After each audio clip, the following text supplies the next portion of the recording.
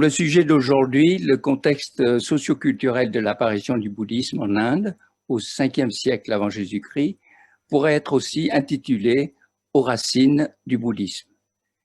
Il nous a semblé essentiel de traiter ce sujet avant d'entreprendre l'étude de la philosophie bouddhique proprement dite. En effet, on pourrait comparer schématiquement le bouddhisme à un grand arbre pluricentenaire, pourvu de multiples branches et implanté sur de solides racines.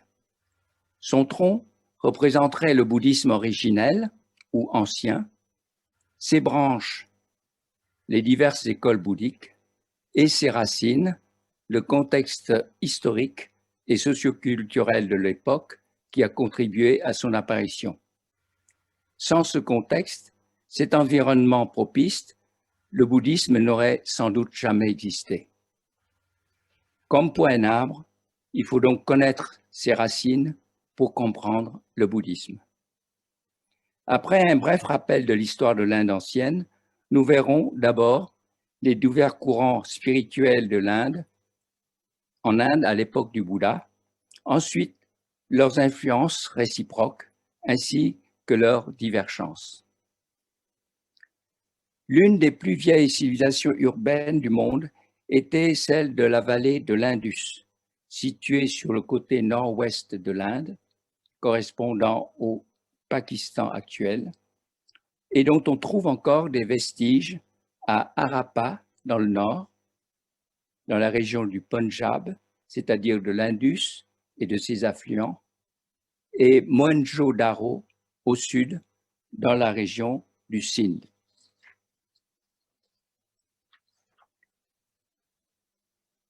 Peuplé par des Dravidiens à la peau foncée, qui étaient à la fois des cultivateurs maîtrisant bien l'irrigation et des commerçants maritimes, commerçant notamment avec les pays du Moyen-Orient par la mer.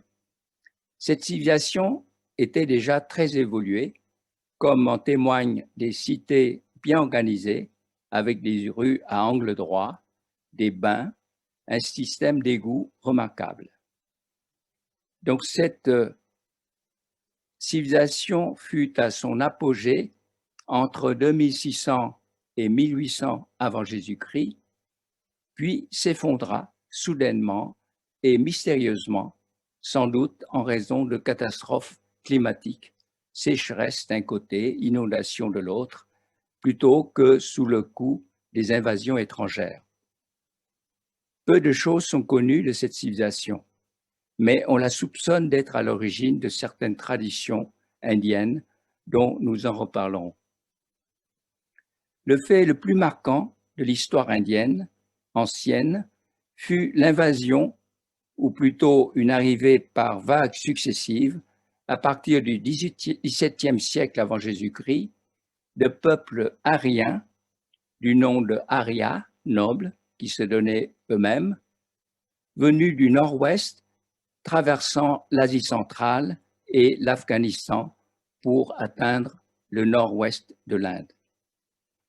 Il s'agit d'un peuple semi-nomade, éleveur de bétail, à la peau claire, originaire probablement des abords de la mer Caspienne et dont les branches migraient dans diverses directions, notamment vers l'ouest et le sud, expliquant la dissémination et la diversification de la grande famille des langues indo-européennes.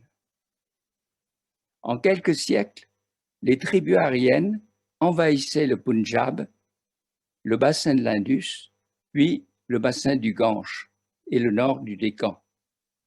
Elles exerçaient leur domination en éliminant et en intégrant à la fois les peuples autochtones appelés Dassa, c'est-à-dire non-croyants et barbares, autrement dit des esclaves. La longue période historique qui allait de 1600 à 500 avant Jésus-Christ est appelée période ou âge védique, en raison de l'apparition des Védas, anciens livres sacrés de l'Inde.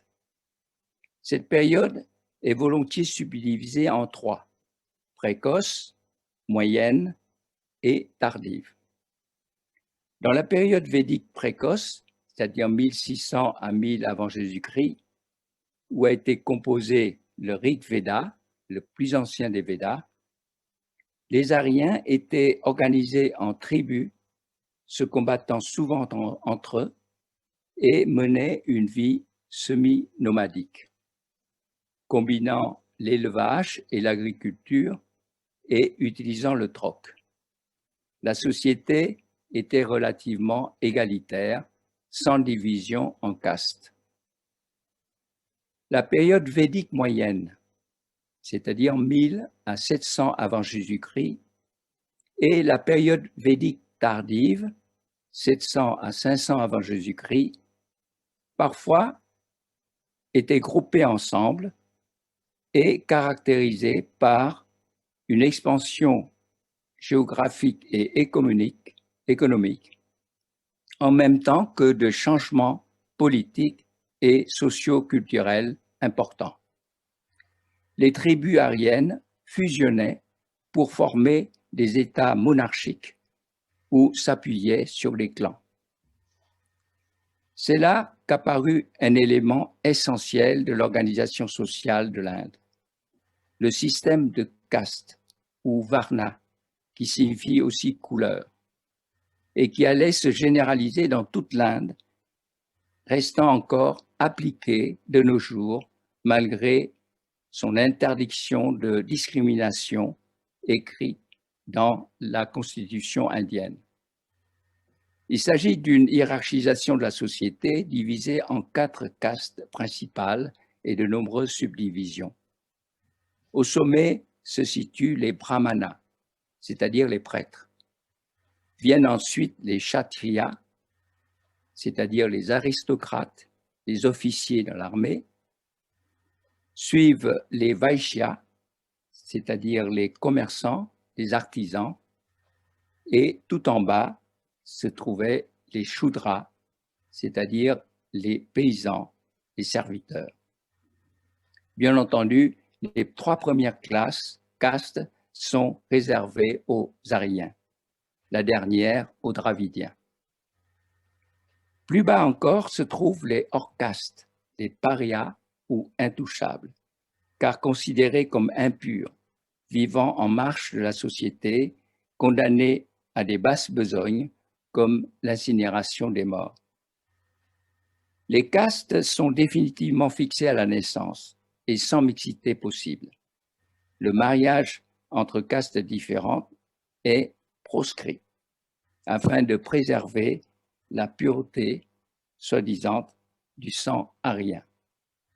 C'est ainsi que les Chandalas, enfants nés de mères brahmines et de pères shudras, sont aussi méprisés que les intouchables.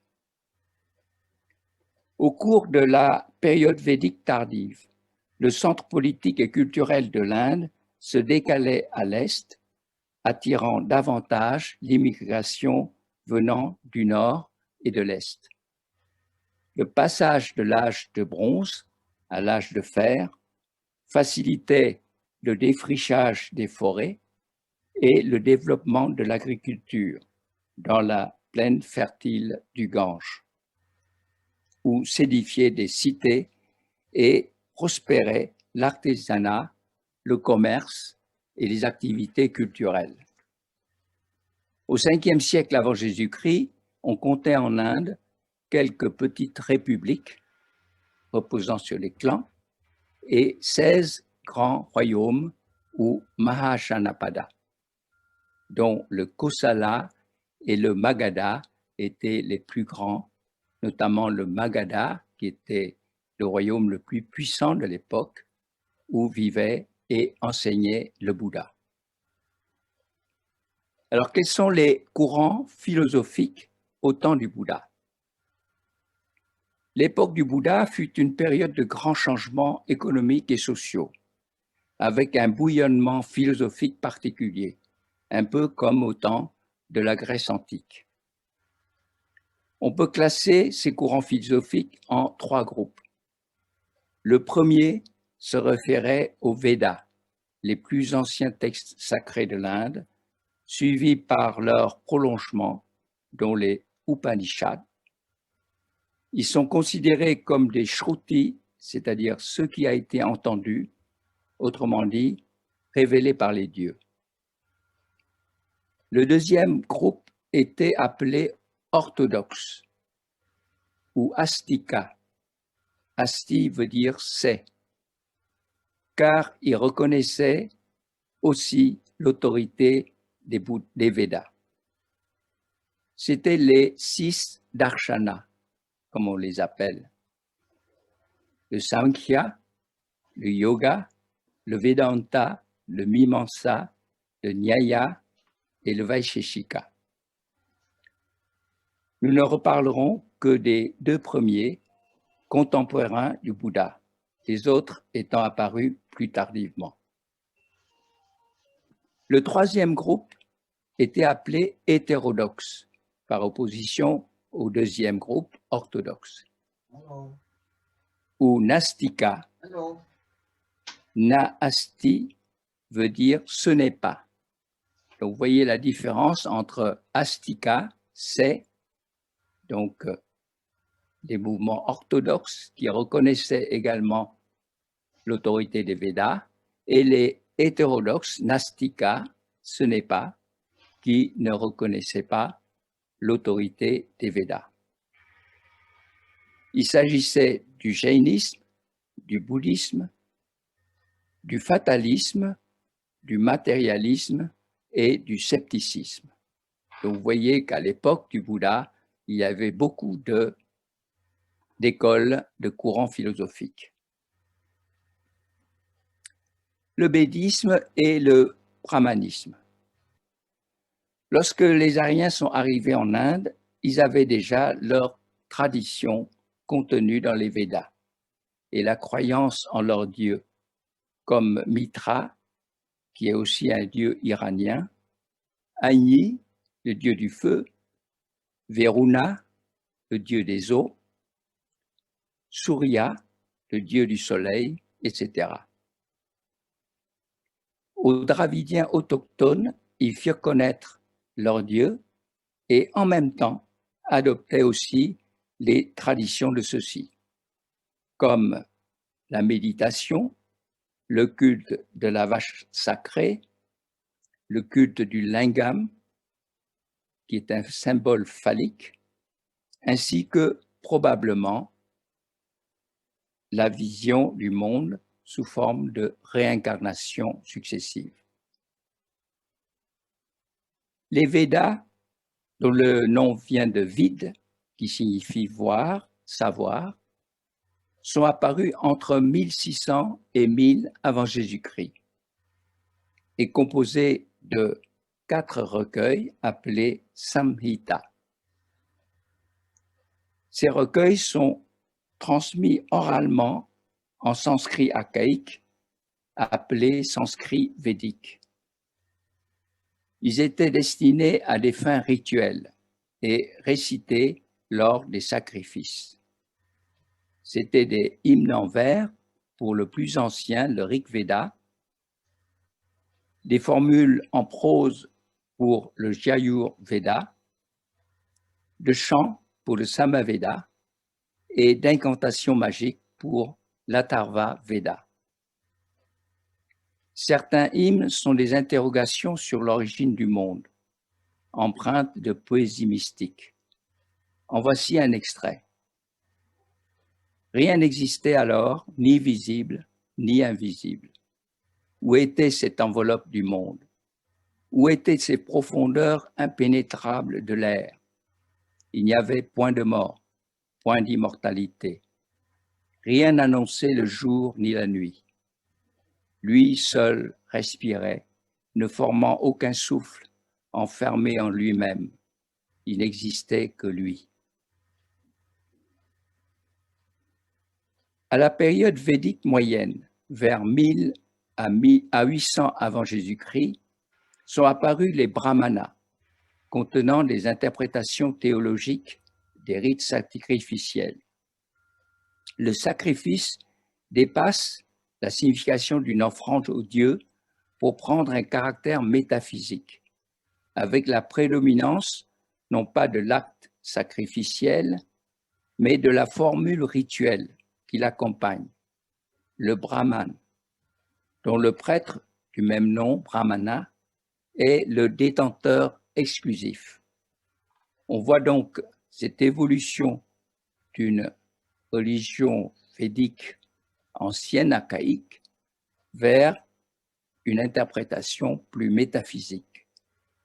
Et cette évolution va se continuer avec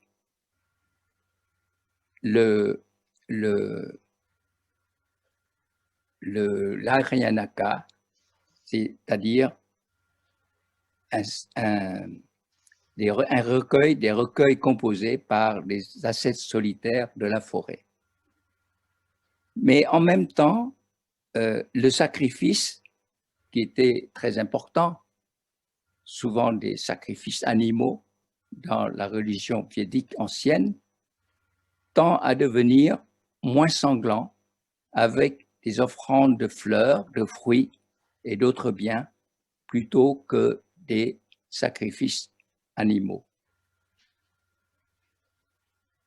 Mais il reste quand même un formalisme rituel qui était encore excessif, et donc sont apparus des recueils de spéculations philosophiques, à commencer par les Aryanaka, mais aussi des Upanishads, qui étaient composés par des sages retirés du monde et s'adonnant à la méditation en quête d'absolu. C'était vers 800 à 500 avant Jésus-Christ. Les Upanishads, qui signifie s'asseoir auprès d'eux, c'est-à-dire un disciple qui s'assoit auprès d'un maître pour apprendre de lui cette sagesse. Les Upanishads sont les textes les plus importants du point de vue philosophique de l'Inde ancienne. On en dénombre une dizaine de majeurs, rédigés entre 800 et 500 avant Jésus-Christ, et une centaine de mineurs, rédigés beaucoup plus tard et constituant le Vedanta, c'est-à-dire la conclusion des Védas. Connus en Occident dès le début du XIXe siècle, ils ont enthousiasmé certains philosophes, notamment Arthur Schopenhauer, qui les considérait comme le produit le plus pur de la haute sagesse humaine, et en faisait son livre de chevet. Il s'agit de spéculations métaphysiques sous forme de poèmes portant sur deux thèmes principaux, la réincarnation ou le cycle de renaissance et la réalité ultime. Vous voyez donc que le samsara ou le cycle de renaissance existait avant le bouddhisme. Le cycle de renaissance doit son nom samsara à la racine sar qui signifie couler. Il s'agit de l'écoulement universel, une règle qui régit toutes les existences selon un cycle continu de vie, de mort et de renaissance. Cette croyance en la transmigration des âmes ou métempsychose existait en fait également dans d'autres civilisations, notamment chez des philosophes grecs antiques comme Pythagore et Empédocle. Empédocle déclarait ceci: « Car je fus pendant un temps garçon et fille, arbre et oiseau et poisson muet dans la mer. » D'après la croyance indienne ancienne, l'âme après la mort rejoint le monde des ancêtres, où règne Yama, le dieu de la mort. Cette vie, car après la mort, dans ce monde, on continue à vivre, mais cette vie se termine aussi, et l'âme renaît sur terre sous une autre existence, qui se conclut un jour par la mort, et ainsi de suite. vie et mort alternent sans cesse. Ainsi était la forme ancienne du samsara. Surgit alors la question des facteurs qui déterminent la bonne ou la mauvaise renaissance. La réponse trouvée par le brahmanisme et la plupart des écoles philosophiques indiennes, qu'elles soient orthodoxes ou hétérodoxes, est le karma, ou l'action individuelle de chacun, qui détermine, suivant la loi de cause à effet, les caractéristiques de la réincarnation. De bonnes actions continuent à une réincarnation heureuse et des mauvaises actions à une réincarnation malheureuse. La réalité ultime. Il est une autre condition exigée par les Upanishads, c'est la connaissance. Seule la connaissance de la véritable nature des choses, de la réalité ultime, permet de délivrer définitivement l'homme du samsara. À la différence avec le Rig Veda, pour qui il n'y avait à l'origine du monde ni l'être, Sat, ni le néant, Asat, les Upanishads considèrent qu'à l'origine, seul l'être existait, unique, infini dans toutes les directions, situé en dehors de toute limite et de toute détermination. Appelé Brahman, il est éternel, indestructible, sans début ni fin, à la fois conscience et félicité. De lui proviennent toutes les choses, aussi bien les êtres vivants que les objets inanimés. Une autre notion importante est l'Atman, ou âme individuelle. Le soi, non pas psychologique, mais métaphysique, isolé seulement en apparence, car en réalité, faisant partie d'un tout universel. Voici deux passages des Upanishads. L'âme des créatures est une, mais elle est présente dans chaque créature, à la fois unité et pluralité, comme la lune qui reflète dans l'eau. De même que d'un feu ardent sortent par milliers des étincelles pareilles à lui, ainsi naissent de l'être immuable toutes sortes d'êtres qui retournent à lui. L'Atman individuel est une parcelle de Brahman et finalement identique à celui-ci, d'où la célèbre formule Tat Tvam Asi. Tu es cela. Tat veut dire cela, Tvam, toi, Asi est. Donc tu es cela. En fait, ton Atman, c'est Brahman. Et les âmes individuelles, réalisant cela, finissent par rejoindre l'âme universelle, tels les fleuves qui rejoignent la mer. Sur le plan philosophique et religieux, les Upanishads marquent un véritable tournant, le passage de la religion védique à la religion brahmanique. En effet, la religion hindouiste comporte trois phases. Le védisme, qui correspond à la période des Védas, le brahmanisme, à la période des Upanishads, et l'hindouisme proprement dit, à partir des Vedanta jusqu'à nos jours. Alors que le védisme est plutôt polythéiste et ritualiste, utilisant des hymnes et des chants, des formules magiques et des offrandes dans un feu sacrificiel, les Upanishads allaient dans le sens monothéiste et mystique, avec la quête de fusion Atman, Brahman, comme principe suprême de l'univers. Mais alors Lorsqu'il s'agit de caractériser Brahman et Atman, la réponse est toujours la même. Neti, neti, pas ça, pas ça. Les Upanishads restent les Upanishads restent dans la sphère de la spéculation métaphysique, sans indiquer le chemin pratique de la délivrance. Alors que, avec la théorie Atman-Brahman, on devrait arriver à une sorte de communion universelle, une harmonie de tous les individus avec l'univers. Il reste une forme exclusive de délivrance qui ne peut être accordée à tous les êtres. Donc, à chaque fois que l'on pose la question « Où est Brahman ?», la réponse est toujours « Neti, neti ».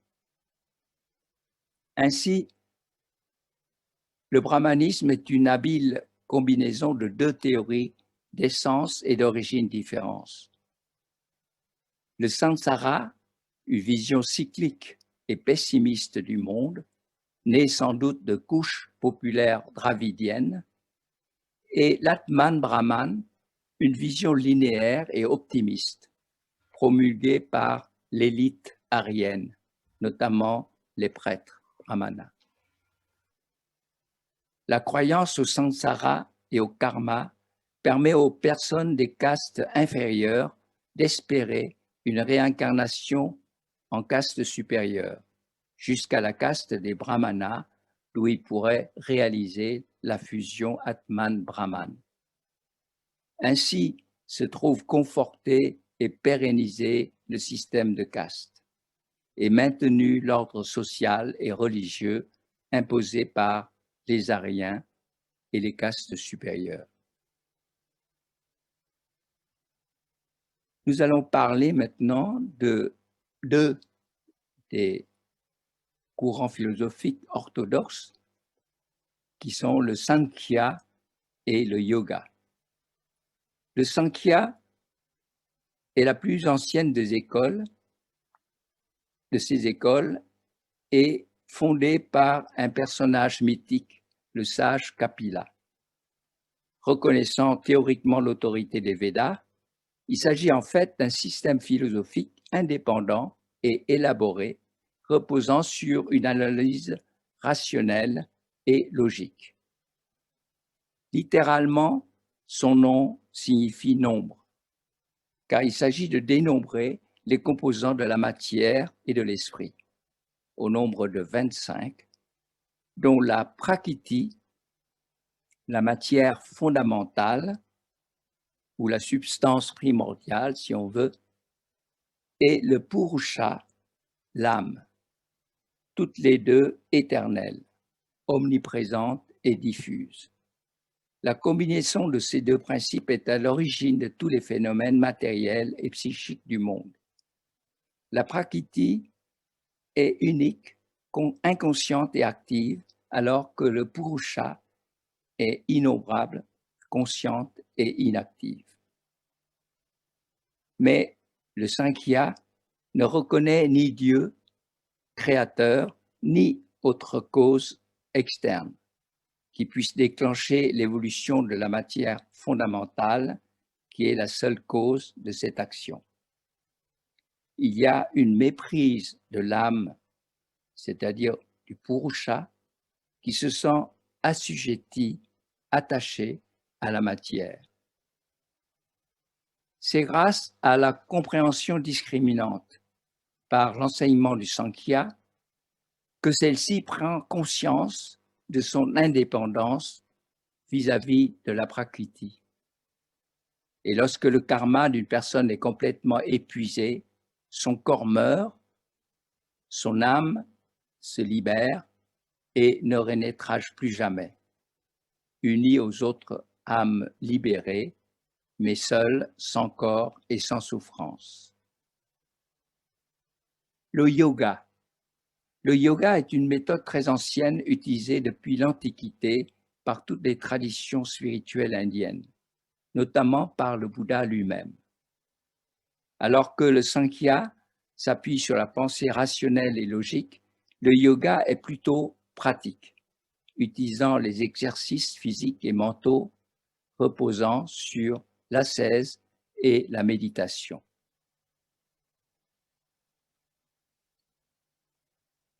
À la différence du Sankhya, le yoga reconnaît l'existence de Dieu, appelé Ishvara, mais qui n'est ni créateur ni tout-puissant, simplement une âme supérieure, inaltérée par les souillures, l'ignorance et le karma.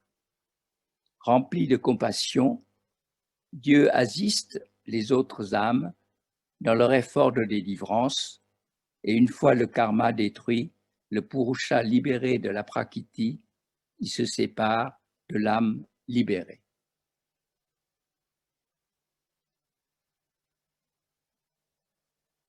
Le jainisme et les autres écoles hétérodoxes, ils ont pris naissance dans la tradition ancienne des Shramana, en pali Samana. Donc Shramana, c'est en sanskrit, et en pali Samana. C'est un mouvement qui a pris de l'ampleur à partir du VIe siècle avant Jésus-Christ dans les régions de l'Est, notamment au Magadha. Il s'agissait de gens qui, comme le Bouddha, ont renoncé à la vie familiale et sociale et adopté une vie de moine errant, vivant d'aumône et se consacrant entièrement à la quête de la délivrance. Le groupe Shramana le plus important était celui des Jaïns. Le jaïnisme, dont le nom vient de Jina, c'est-à-dire vainqueur, en fait vainqueur sur soi-même, était une doctrine hétérodoxe, plus ancienne que le bouddhisme, et dirigée par un contemporain du Bouddha, un peu plus âgé que lui, Mahavira.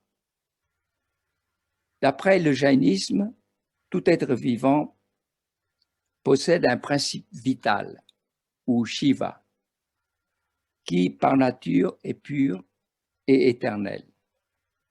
Le but est de libérer le Shiva du cycle de renaissance en le délivrant de son incrustation de karma, une sorte de matière subtile qui se colle à l'individu et s'accumule au fur et à mesure de ses actions, et générant chez lui joie et souffrance. On peut épuiser le karma par l'ascèse, le contrôle de soi, l'observance des règles strictes de conduite, dont l'ahimsa, c'est-à-dire la non-violence. Ahimsa signifie aussi non nuire, ne pas tuer, et donc non-violence envers toute forme de vie. Lorsque tous les karmas sont annihilés, toute activité cessera et le jiva quittera le corps pour aller au sommet de l'univers où il demeurera pour toujours. Ce respect absolu de la vie impose à l'adepte jaïn un mode de vie très strict. Ainsi, on le voit toujours porter un masque pour ne pas avaler par mégarde les insectes, les moucherons, etc. Et non pas pour se protéger contre le coronavirus comme on le porte aujourd'hui. Donc en fait, c'est pour protéger les autres qu'on porte le masque et non pas pour se protéger soi-même. C'est ça l'esprit du Jain. En fait, c'est par compassion envers toute forme de vie. Et également, ils ont toujours un balai pour balayer devant eux lorsqu'ils marchent, pour ne pas marcher sur les insectes ou les petits animaux et commettre ainsi un acte de violence involontaire, même involontaire. Et ils poussent jusqu'à ne pas bouillir l'eau, les aliments, pour ne pas tuer les microbes, les micro-organismes.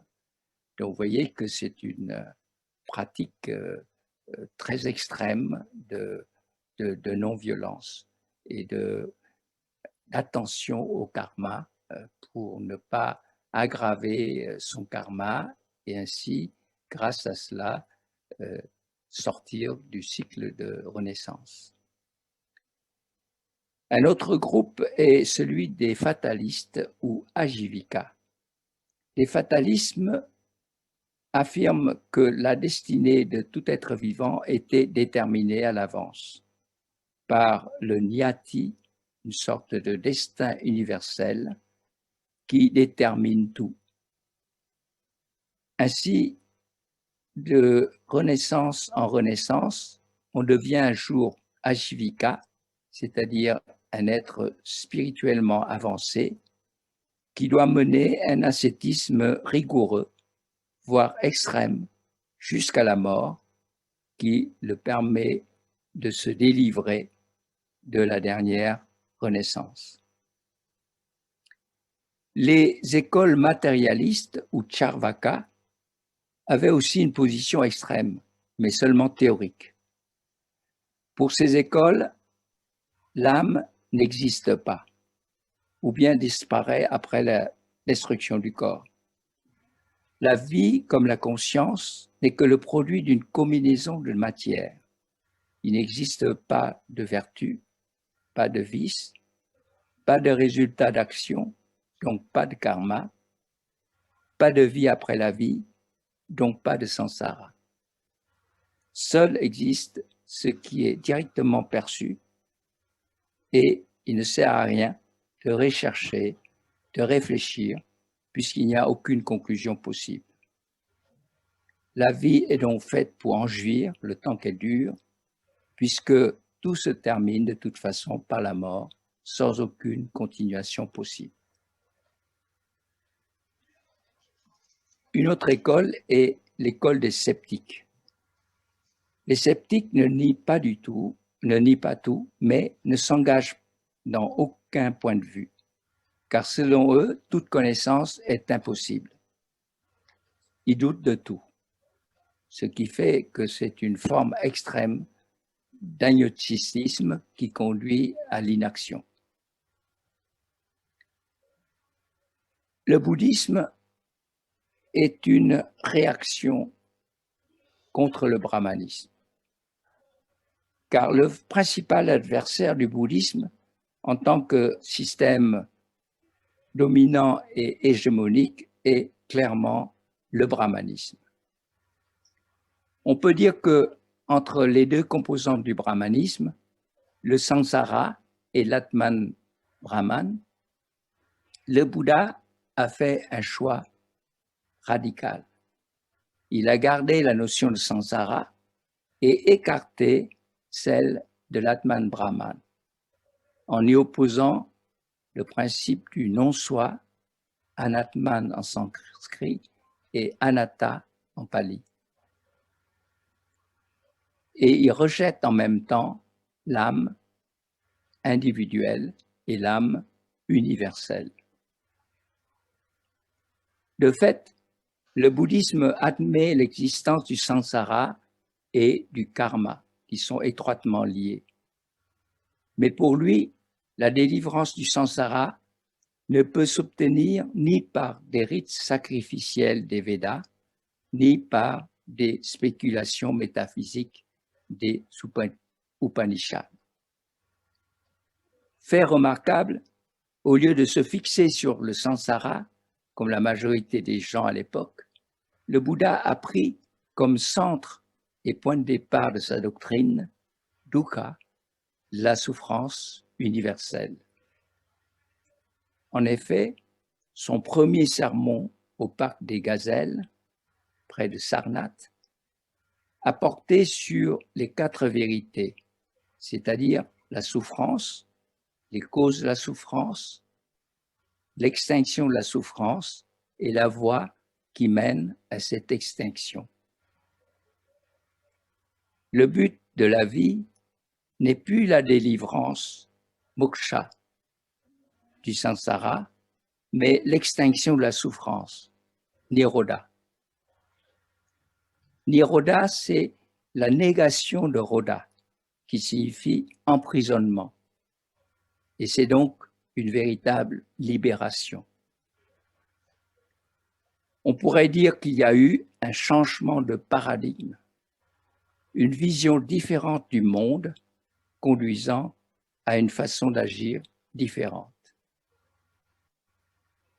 Et bien que faisant partie de la caste des aristocrates, Kshatriya, le Bouddha s'est opposé à l'hégémonie de la caste des Brahmanas, en rejetant les rites sacrificiels et les spéculations métaphysiques, et en déclarant que la délivrance est accessible à tous, selon les actes et les efforts de chacun. Il déclara ainsi: « Ce n'est pas par la naissance que l'on devient un paria, ce n'est pas par naissance que l'on devient un brahmana, c'est par ses actes qu'on devient un paria, par ses actes qu'on devient un brahmana. » C'est une affirmation tout à fait révolutionnaire à l'époque. Vis-à-vis des autres courants philosophiques, le jaïnisme, le samkhya, le yoga, les fatalistes, les matérialistes, les sceptiques. Le Bouddha s'accorde avec le jaïnisme sur l'autodélivrance par le contrôle de soi, ainsi que la non-violence. Mais il juge son ascétisme excessif et sa conception du karma trop rigide. Il a été influencé probablement par l'analyse rationnelle des phénomènes physiques et mentaux du Sankhya et la pratique de la méditation du yoga, puisque lui-même a pratiqué la méditation pendant longtemps.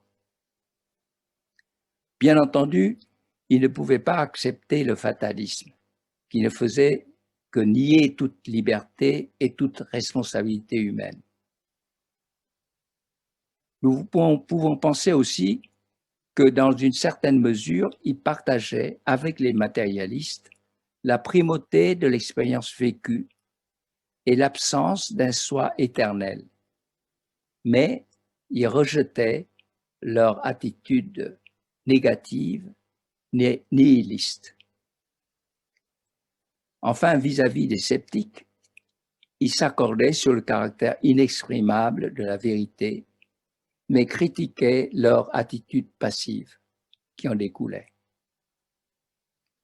En conclusion,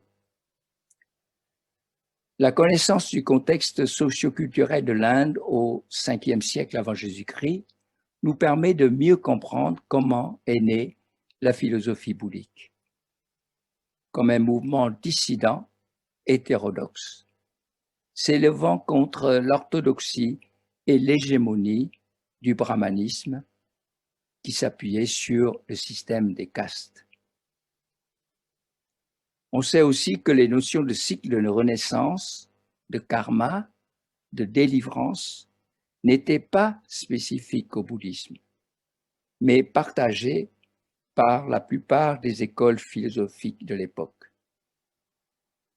Le Bouddha admettait l'existence du samsara, mais recentrait le problème non pas sur la sortie du cycle de renaissance, mais sur l'extinction de la souffrance. Par la négation du soi individuel et du soi universel, il réfutait du même coup la solution proposée par le brahmanisme, c'est-à-dire la fusion de l'Atman et Brahman, qui était illusoire pour le peuple, car réservée à la caste dirigeante. Dans ce contexte philosophique et religieux foisonnant d'une société indienne en pleine évolution, le bouddhisme est apparu comme un mouvement avant-gardiste, voire révolutionnaire. Non pas une révolution sociale violente, mais une révolution culturelle pacifique.